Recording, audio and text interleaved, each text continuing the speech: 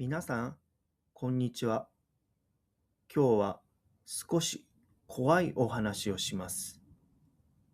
もし、あなたの前に悪魔が現れて悪いものを消してあげると言ったら、あなたは何を消しますか？お金がないこと？嫌いな人？それとも、よく考えてからお話を聞いてくださいね。それでは始めます。あるところに一人の男がいました。男は自分の人生が嫌いでした。仕事はありません。お金もありません。友達も一人もいませんでした。男が悲しんでいると、目の前に悪魔が現れました。悪魔は言いました。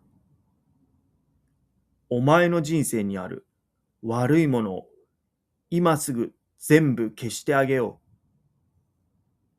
う。男は嬉しくてすぐに言いました。頼む！俺の周りにある悪いものを全部消してくれ。悪魔がパチンと指を鳴らしました。すると男の体が足元からスーッと消え始めました。男はびっくりして大きな声で叫びました。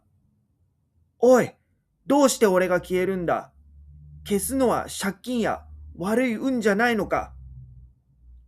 悪魔は冷たくて美しい笑顔で言いました。お前の人生を悪くしていた一番の原因は